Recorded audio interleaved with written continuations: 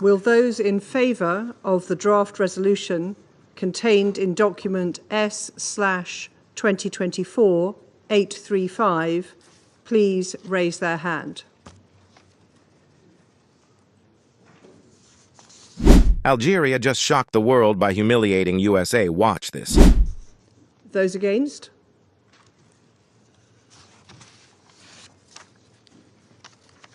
The result of the voting is as follows: 14 votes in favour, 1 vote against, 0 abstentions. The draft resolution has not been adopted owing to the negative vote of a permanent member of the Council. I now give the floor to those members of the Council who wish to make statements after the vote. Madam President, at the outset, I extend my gratitude to those who voted in favour of the draft resolution presented by the 10 elected members who are the representative of the collective will of the international community.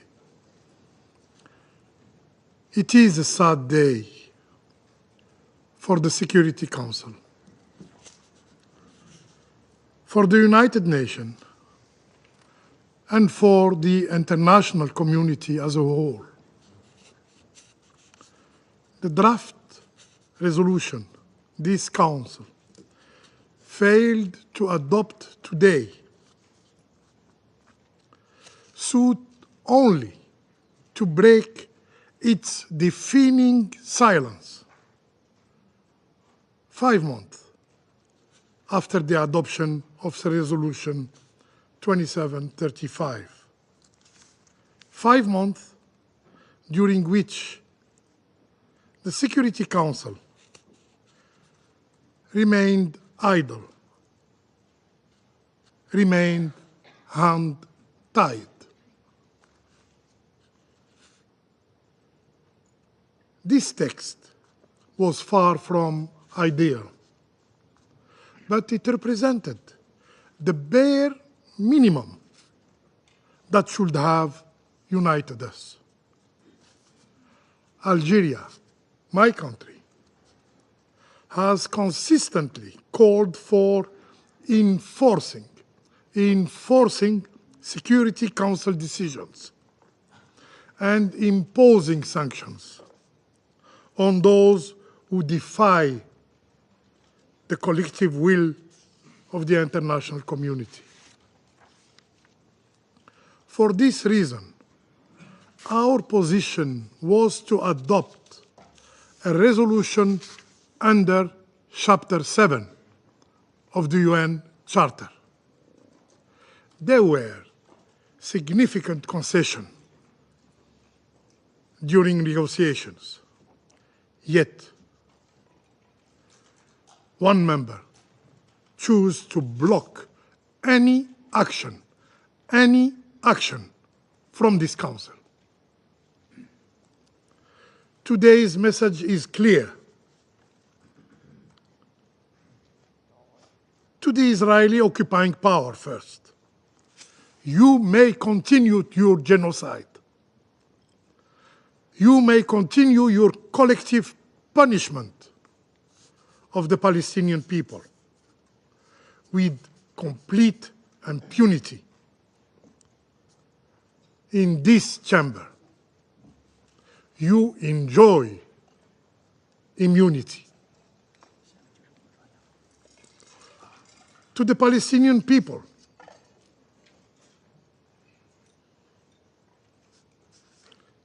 another clear message. While the overwhelming majority of the world stands in solidarity with your plight, tragically, others remain indifferent to your suffering. Madam President, we must ask ourselves today, as human beings. Is it not enough that 44,000 Palestinians have been killed in Gaza, 70% of whom are women and children? How many more must perish before this Council imposes a ceasefire? Is it not enough that the number of orphans in Gaza now range between 17,000 and 18,000, many of whom have no surviving family members to care for them? Gaza,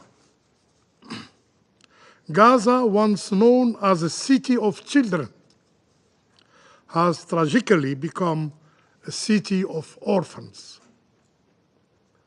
How many more children must be orphaned before this Council takes actions?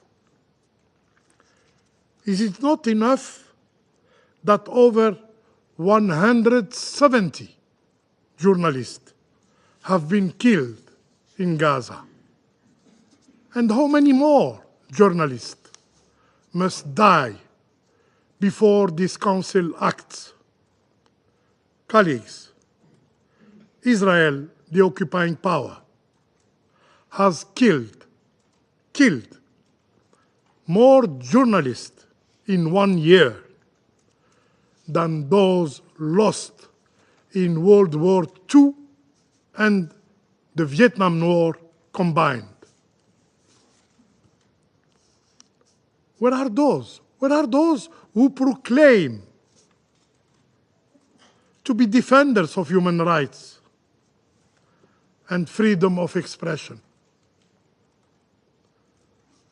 Why are they silent in the face of such atrocities?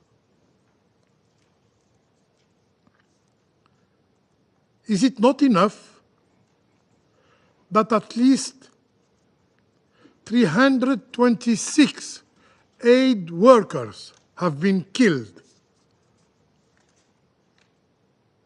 The highest number ever recorded in history. How many more must sacrifice their lives before this Council decides sanctions? Is it not enough that over 1,000 health workers have been killed? How many more must fall before this Council takes decisive action? Is it not enough that almost the entire population of Gaza has been forcibly displaced and face famine now, with some already succumbing to hunger? How many more must starve to death before this Council responds? Madam President, in the past year, the Council adopted 4 resolutions. Negotiations were conducted. Calls from every corner of the globe were made. Yet, nothing has stopped the Israeli killing machine in Gaza. And the reason is painfully clear. Israeli leaders operate with the full knowledge that they enjoy impunity. They enjoy immunity. they are certain that this body, the Security Council, tasked with maintaining international peace and security by the UN Charter, will be prevented on acting to halt the genocide. Today,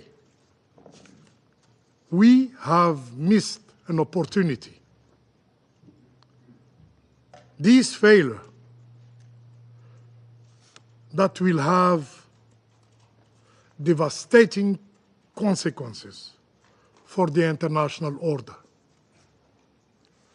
But rest assured, this will not be the last time the Security Council will be forced to address a resolution on Palestine. As we have said before, and as we have delivered, we will soon return to the Security Council to demand an immediate and unconditional and permanent ceasefire in Gaza. And this time, with even a firmer language under Chapter 7 of the UN Charter. And our efforts will not cease until the Council make a decisive action. I thank you. I thank the representative of Algeria for their statement. Algeria's message? Clear and unflinching. We will not endorse actions that serve imperial interests disguised as humanitarian missions. That's a direct jab at the U.S.'s foreign policy legacy. But here's where it gets even more interesting. Algeria didn't act alone. It leveraged its growing alliances with Russia and China, both permanent UNSC members. For decades, the U.S. has used the UNSC to push its geopolitical agenda. But Algeria's defiance sends a clear signal. Smaller nations are no longer afraid to challenge the status quo. And this humiliation? It's a wake-up call for Washington to rethink its strategy. Let me know your thoughts in the comments. Was this a one-off moment, or is it the start of a seismic shift in global diplomacy? Don't forget to hit like, subscribe, and ring that bell for more breaking geopolitical stories. Until next time, stay curious, stay informed, and stay engaged.